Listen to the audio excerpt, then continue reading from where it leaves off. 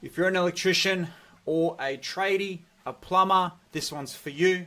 This is the exact game plan that I have rolled out and we are about to roll out for another electrician in a very competitive space. If you don't know what I do, my name's Eugene and I build and rank hundreds of websites. I've been doing this for over 15 years. I've ran more than $20 million worth of Facebook and Google advertisements, and I still own and progress so many of my own personal websites. I have about 800 of my own sites, mostly in the service business, mostly in the Melbourne or Sydney geo area targeting. It's just something I love what I do. Still obsessed, still forever a student. What I've got going on here, when I can make my face a bit smaller, is I've just rolled out a game plan. We are building out the site. We're firing Facebook ads. We're firing up Google ads for an electrician.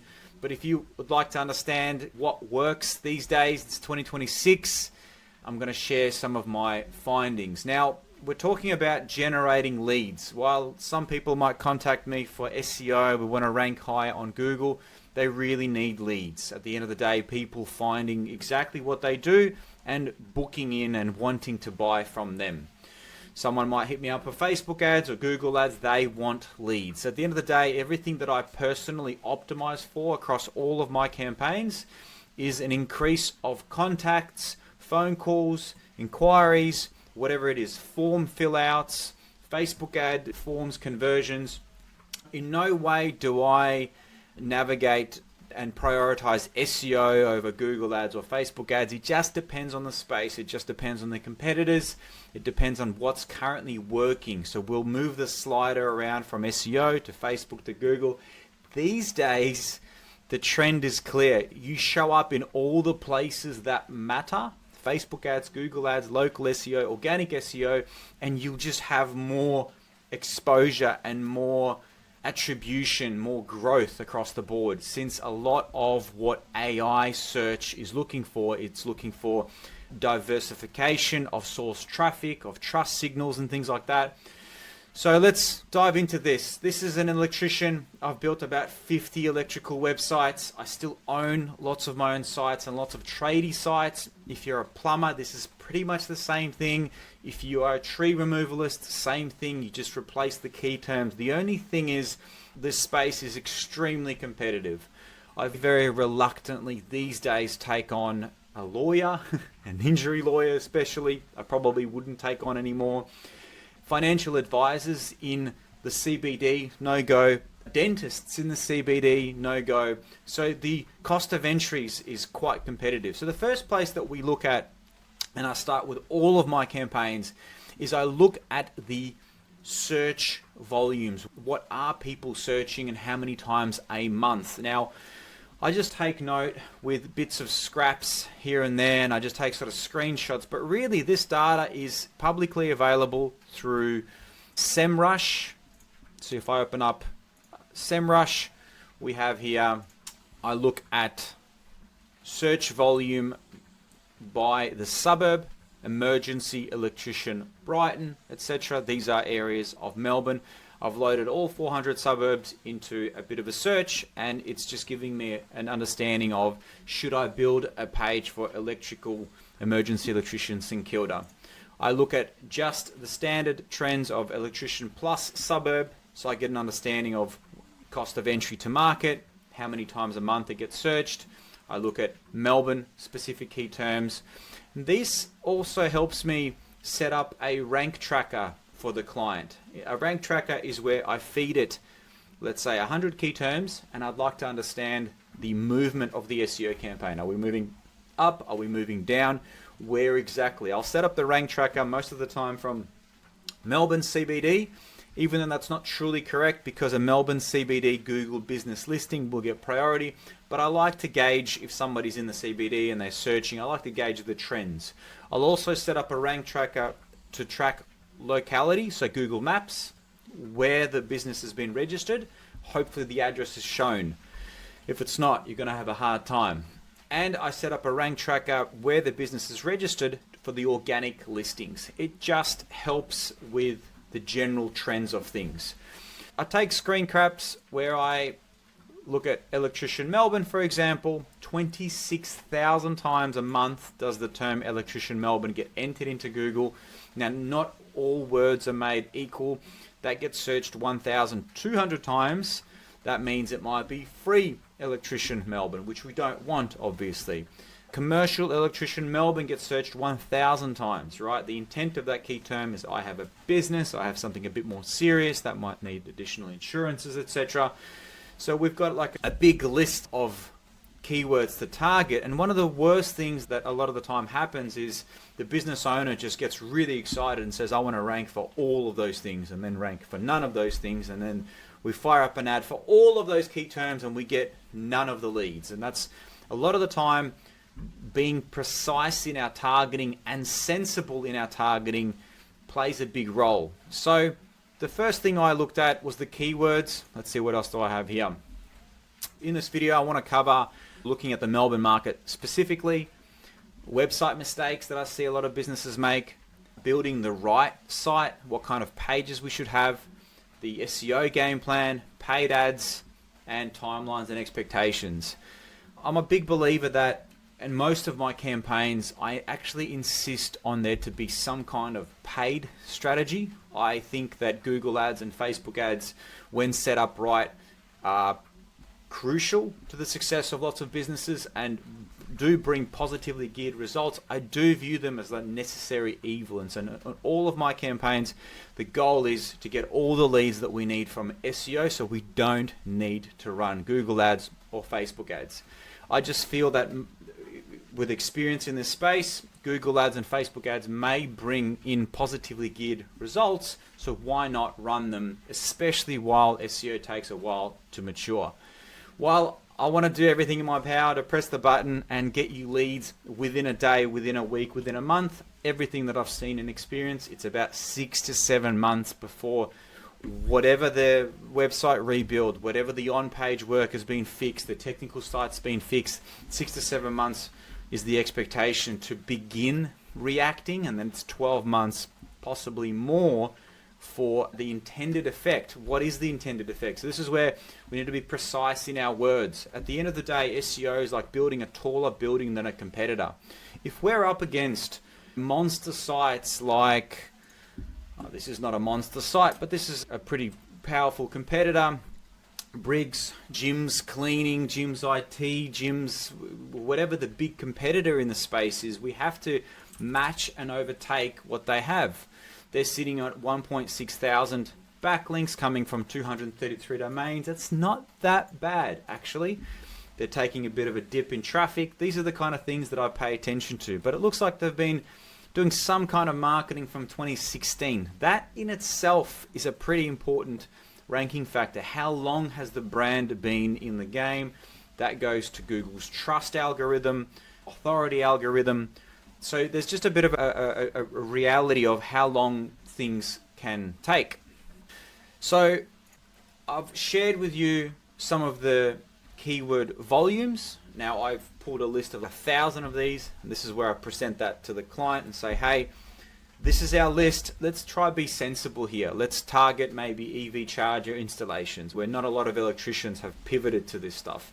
There's definitely a lot of new Facebook ads popping up left and center, mine included, targeting EV charger installations. But it's always good to have a North Star, meaning the business generally has that bread and butter service that they're really good at. They want more of it. It might be switchboard upgrades. It might be rewiring, might be air conditioner, split system, solar, whatever it is, hot water upgrades. So it's important to align with those keywords. Simply gunning for emergency electrician Melbourne, we're going to have a really hard time. Do I want to rank for that? Absolutely. Why not? Let's just be realistic here. So I looked at the search volumes. Now, this is what I've found in with this particular case, and I see this quite common. A lot of SEO campaigns, and look, mine included historically, where Google didn't have a problem with their indexation and showing up lots of blogs in the mix of lots of commercial intent key terms. But in this particular case, there were blogs on the website that were outranking the SEO service pages. So it might be like, what's the electrician rates for 2024 or something like that. And that blog was actually cannibalizing true service key terms. The second biggest one that I found this morning was every page on the website was missing a H1 title. Is this major? Yeah, it's pretty serious. It's like missing the street directions in all of the streets. You'd be able to find it through Google Maps and etc. But it's a very important title that was missing site-wide. Now, not only is it missing, a lot of the sites that I look at, it's not optimized for the main key term. So if you offer electrical services in Melbourne, Electrician Melbourne or the LSI variations, those keywords should be really clear. So if you're visiting a website, look, I'm not sure if these guys have done that, but I'm assuming that's the H1 title. Just let's humor the situation. Let's have a quick look. Hopefully, I've run out of credit somehow. That's interesting. Anyhow, I'm sure that is if I look in the code, that will be the H1 title, a 24-hour paid response team. So look at that. They know that this is the keyword that gets entered into Google. So you will not find a better service from any electrical company in Melbourne. Look at that. Local electrician near you. There is so much here from an on-page perspective. Electrician or electrical is here 24 times throughout the page. So you can see. So someone's done that with SEO in mind. These are the kind of things to pay attention to. So commonly I find that the H1 is missing the main key term. In this case, there was no H1 tag site-wide, which is pretty huge. Now, I also have created a software that used to create suburbs in an automatic, auto-generated manner because so many of my sites had pest control, for example, tree removal, builders, bathroom renovators, CCTV security. Back in the day, you could press a button, and as long as you had enough backlinks and authority, you could have 400 suburb pages or 36,000 suburb pages all go up in Google, get indexed, and get leads. In the last 5 years, Google has been spending a lot of time cleaning up the internet, and if something is not delivering value, not unique, not flavored, versus all of the other things that are out there, that page will get cleaned up. You're going to see an error in your Google Search Console, which is crawled not indexed, discovered not indexed. I've got a plumber site. Out of the 2,000 pages on the website, something like 1,600 of those pages are not indexed, meaning Google has seen that page, it no longer wants to display it. Now, a lot of big brands still get away with it. A lot of my sites, they're still indexed. That just means that my sites or the big brands have a lot of trust and authority with Google. A slightly different algorithm pays attention to sites like Nike or Adidas and everything in between. Sites like the gyms franchise, gyms cleaning, gyms, they've all interlinked with one another. That helps them with additional authority and trust. That brand is 30 years old. If we're starting up a new website, if we're starting up a new brand, we definitely should not be auto-generating 400 suburb pages. We should build out the main service pages first, explain exactly what services we offer, EV charger installation Melbourne, switchboard upgrade installation Melbourne. Build those first. Once they're marinated, once they're indexed, once we have some authority, we have some link juice hitting the website, that's when we expand to the suburb nearby, not just 400 suburbs, not even 100, even 10 would be pushing it. Then we load up some unique, flavored, almost like interview the electrician on their ways of installing EV chargers, for example, what brands we use. So in other words, the blog, the guide is personalized to the brand. It's unique. It's proprietary data. It's not just AI regurgitated stuff that's already out there.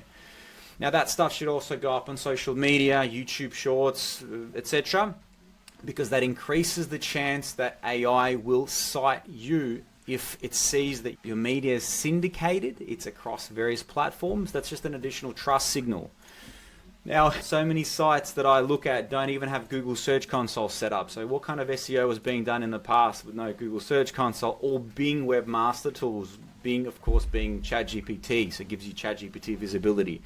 This is like your communication with Google and Microsoft to say, hey, we've made some updates to our site. Here's our sitemap. Here's the updated version, which is quite big.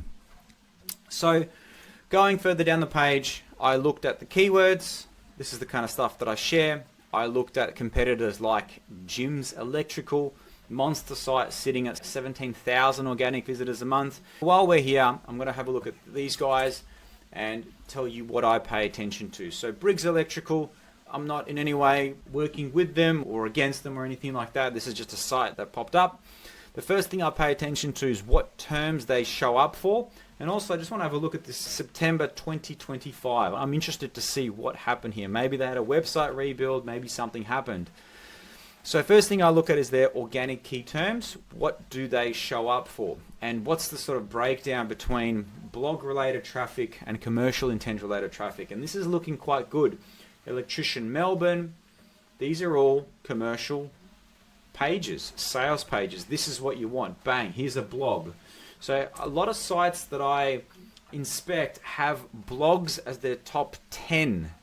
And what that basically has done is, I call it keyword cannibalization. It's when the blog itself is targeting key terms that have commercial intent, that we want our SEO service pages. That's where a lot of the blog content that I'll create these days will only target informational intent, maybe top of funnel kind of stuff, how to kind of stuff, nothing that will cannibalize or confuse Google which page we actually want to show up for our commercial stuff. Now, what was that date? That date was 2025 or something. I forget what it was. Let me quickly have a look. So there was a definite drop in organic traffic, September 2025, I think it was. Yeah, September 2025. Let's have a quick look. So I'm going to compare today to September. We'll put it in the middle. What happened? Why was there such a big drop? Oh, wow. Okay. So commercial electrician Melbourne basically disappeared. They were in position 2. X means that surely is not right. So they've basically disappeared from what, top 10? Wow, okay. So October 2025, they had a page, commercial electrical services, commercial electrician Melbourne, commercial electrical services, what you're seeing there is keyword cannibalization. Commercial electrician Melbourne and commercial electrical services are two pages that have the same intent. I'm not very good at England, but to me that's keyword cannibalization. If this was my website, I would combine the two, have a look at which actually gets more traffic and more search impressions from Google Search Console, Bing Webmaster, choose that page and redirect the other one to that page.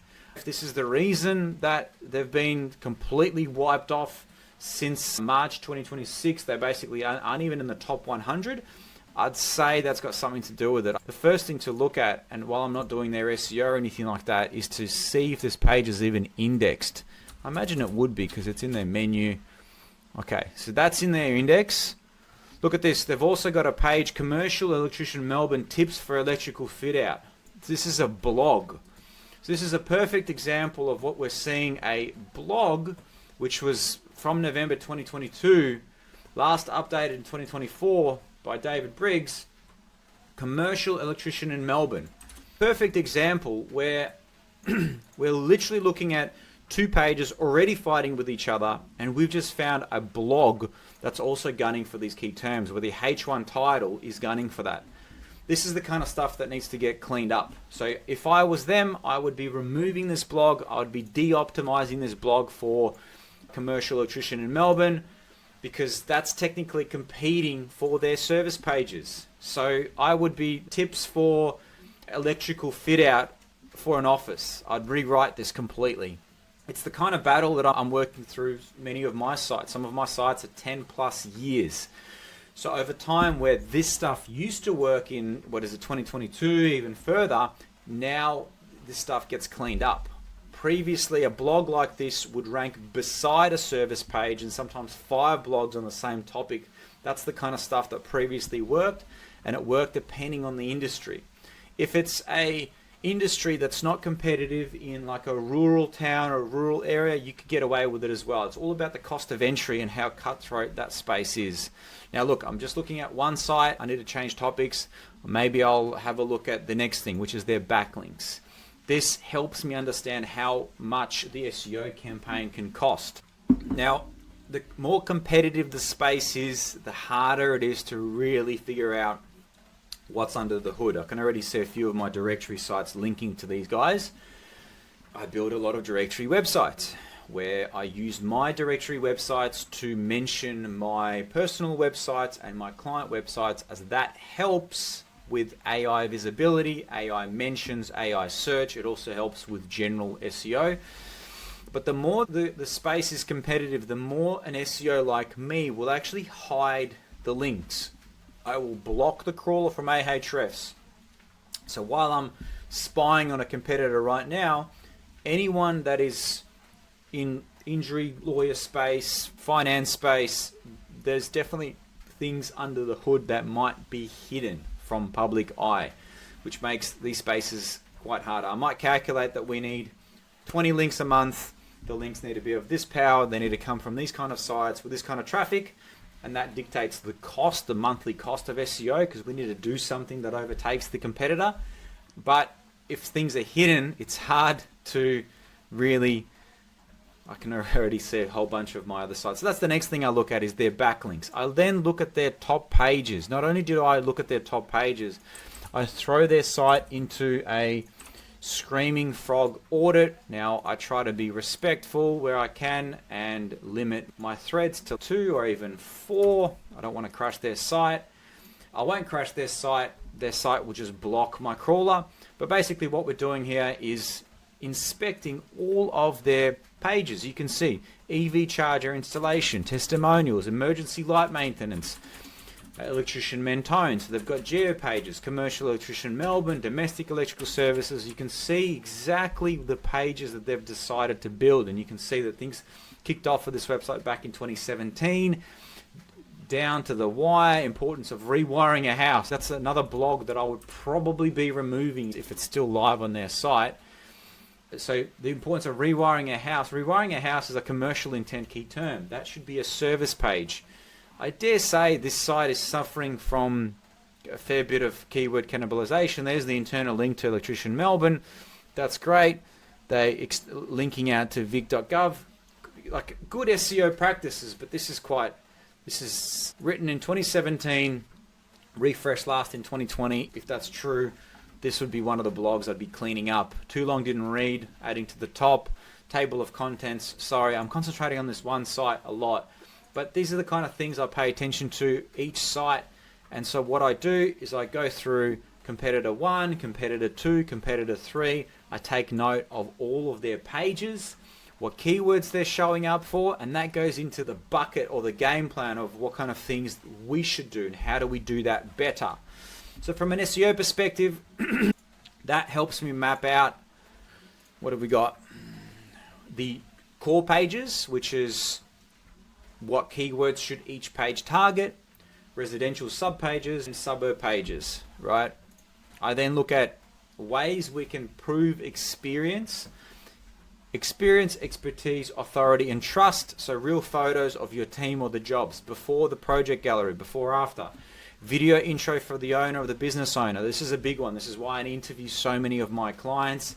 These days I will script things for Facebook ads. If we're doing like EV charger installation, I'll run a Facebook ad in the area where the electrician will be chatting to the camera. Expertise is talking about your licensing, the degrees, any kind of certifications, insurances and stuff like that. Expertise is also where the blog comes into play, a blog that's delivering bite-sized, quick to answer, no fluff answers, always wins. Google reviews, media mentions or press coverage, years in the business, completed jobs, trust, insurance credentials, clear contact details, and ABN, proof of business, any kind of like money back guarantees or warranties and stuff like that. I'm not going to go through any further of this because I want to actually move over to the next thing that I pay a lot of attention to. There are currently 237 Google ads fired up for electricians. Now, Ahrefs has some really poor Google ads data, but to humor the situation, this is the kind of stuff that I pay attention to. I will download all of the advertisers. I don't click on their ads, but there are ways that we can inspect what terms are being targeted, not just within the targeting, but also what are they writing on the landing page? What are they writing in the SERP itself? What are the pages trying to do? They're built to match suburb location keywords, electrician near me, location plus suburb. The emergency electrician landing pages are targeting emergency electrician, 24-hour emergency electrician, 24-hour electrician.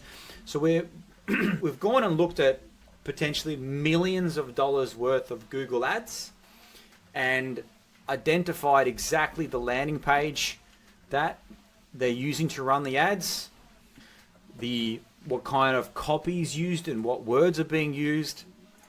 Right, in the copy, they're mentioning urgency, local references, proof, offer-led hooks, low friction CTAs, same day service, at your door within an hour, right? Nearby, 24 hours. So if I was firing up a Google ad and I didn't know what to fire up, here's over $1 million worth of data on the exact keyword targeting, the exact words they're using on the ad, and the exact landing page that they're running.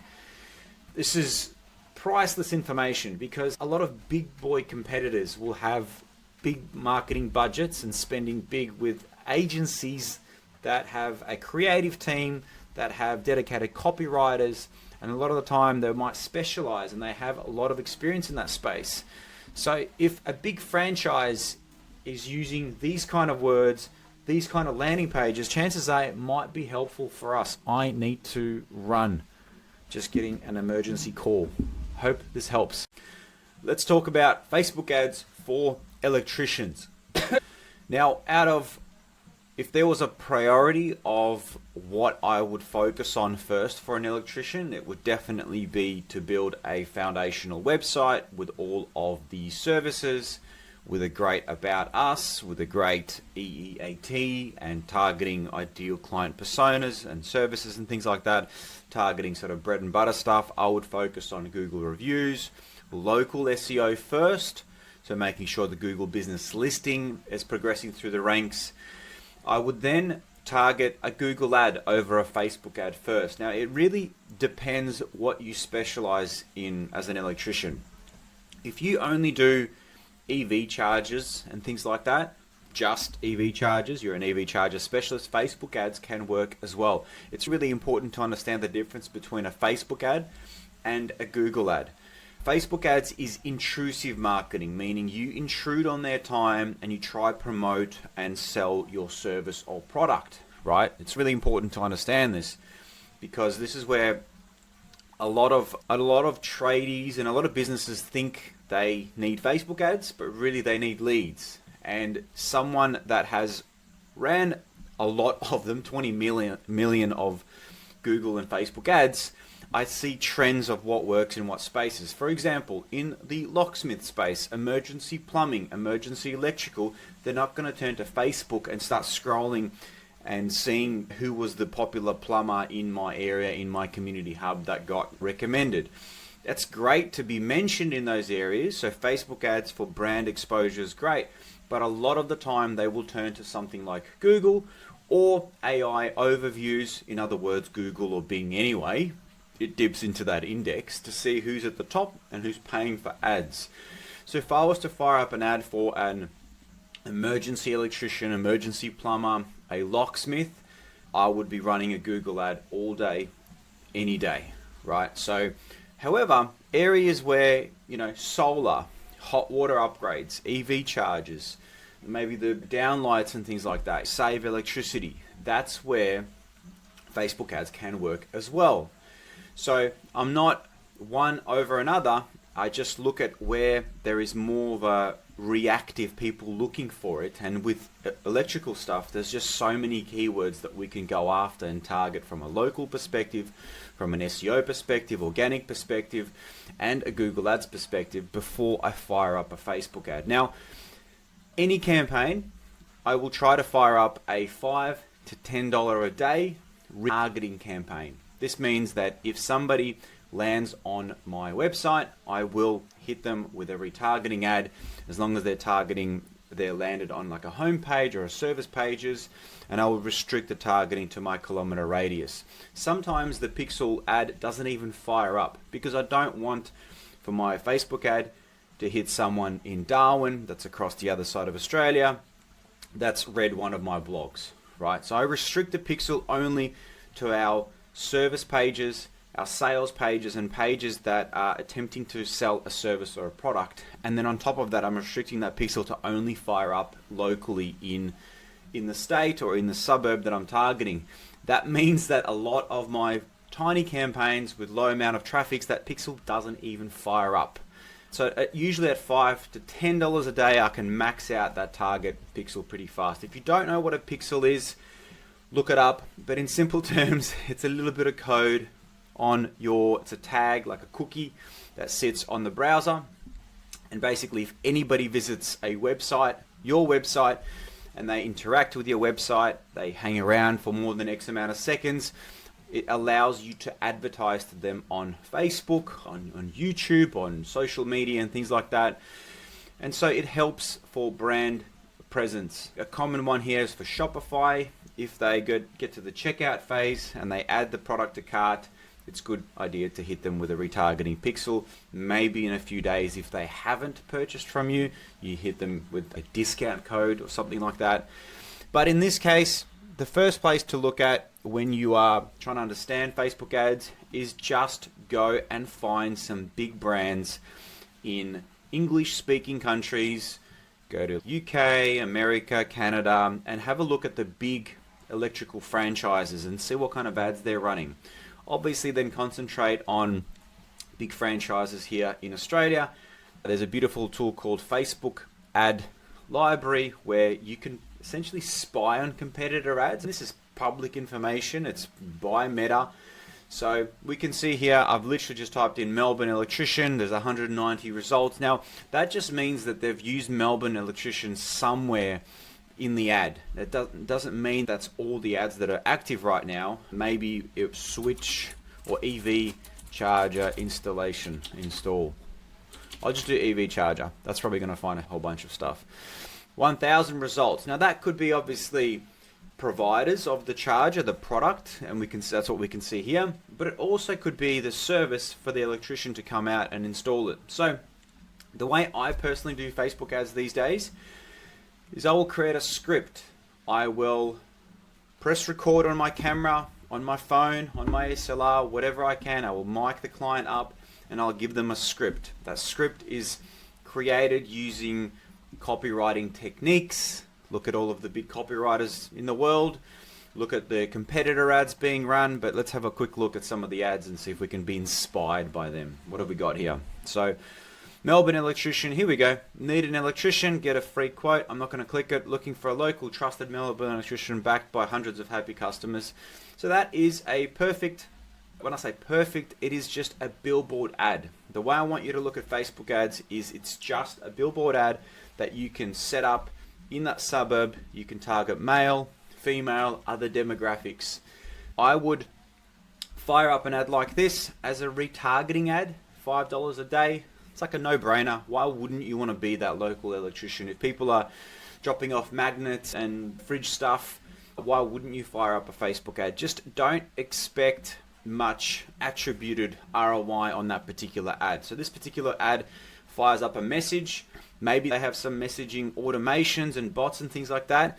Be prepared to be inundated with junk and crap, and it'll take up your time. The way I would personally run this is when they click inquire, it takes them out to a landing page. Now, option one is they can say inquire, takes them out to a form. Usually on those forms, I create a lot of friction. Facebook ads tends to bring in a lot of crappy leads, a lot of people that just want to chat, and Facebook is a free social media platform. You'll have a mixed bag of people using it, people coming home at 2 a.m. drunk and whatever. They're just clicking things. Right, so if you're going to be taking lead details on the Facebook ads form, the instant form that pops up, you want to create as much friction as you possibly can. Where are you located? Which suburb are you in? How soon would you like your visit? Give me your scenario. What's the switchboard upgrade that you need? What's the condition of the house? Blah, blah, blah. As much of a reason to give a tire kicker to just bounce off. Well, I can't be bothered doing this. See you later. That's what we want to achieve. With a Google ad, it's the other way around. It's friction. We want frictionless. Right? With a Google ad, it might be EV charger installation Melbourne, exact match term, or residential electrician Brighton, exact match term. if we're laser focusing on that term, they've already landed on the page, we already know what they want. We should have absolutely no friction. So name, email, phone number, and even the message is optional. So just we want to jump on the phone and call them straight away to help them with their issue. So if I was to fire up a Facebook ad for an electrician, it would be a retargeting ad. That's a no-brainer. I would take the user out to a Facebook ads landing page, even though it's a small result. That way there is attributed conversions.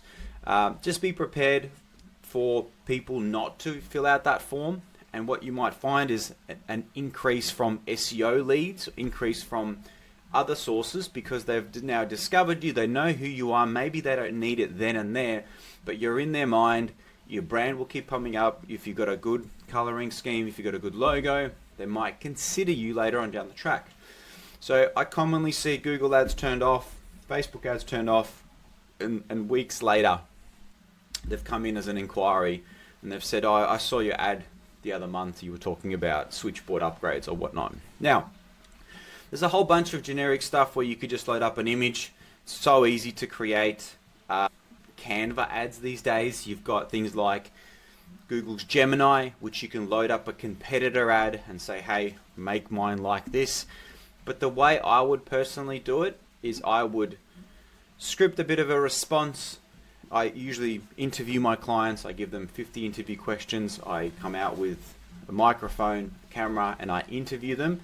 And so I can cut out things about the journey, why they got into this space, what their background is. One of my electricians was a engineer in another country, and another one had this background in solar and things like that. And it just founder-led ads are really good. It also makes for great social media presence. I try to teach all of my electricians and my tradies to capture your work. If you're going to do that switchboard upgrade or that fan installation, each case, each project comes with its own level of complexity that you have to solve. You have to deal with the client, you have to set expectations, you have to choose the product, you have to wire things up, you have to disconnect it.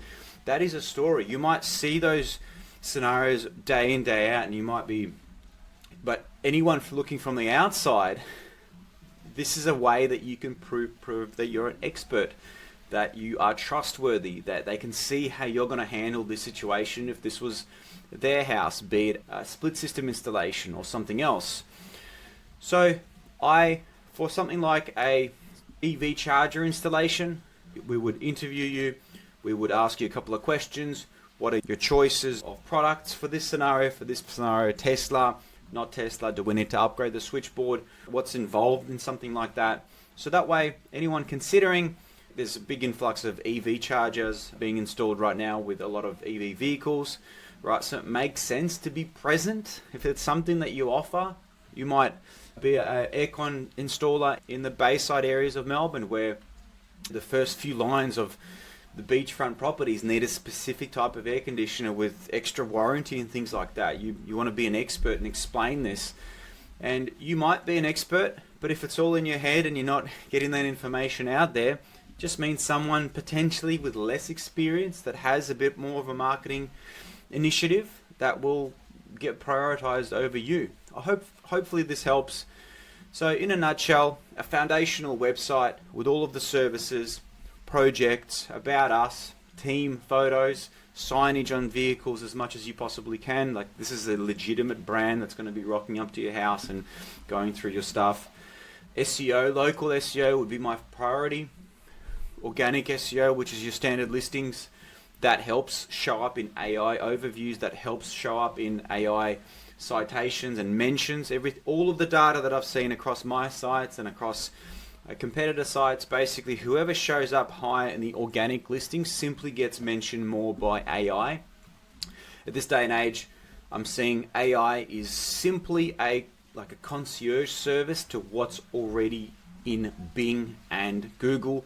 The algorithm is still the same. Google even confirmed that AEO, GEO, it's still baseline SEO. It still needs to have the H1 title. It still needs to have links to prove that you're an authority in the space, mentions from other sites. At the end of the day, the chat GPT is not its own magical index and algorithm. It just dips into Bing, sometimes into Google. Perplexity dips into both. Claude dips into Google. the baseline is important. Just baseline stuff. Remove all of the newer, shiny terminologies. It's still have good on page, explain what you do, prove that you're an expert, prove that you're trustworthy, that you're an authority, have your reviews, show proof of work, and only then should you fire up a Google ad or a Facebook ad in that particular order. Hopefully that helps. Send me your site, I'll have a look. If you're in the electrical space, I can give you some advice on what you could do to win. Hope that helps. Thank you. Bye-bye.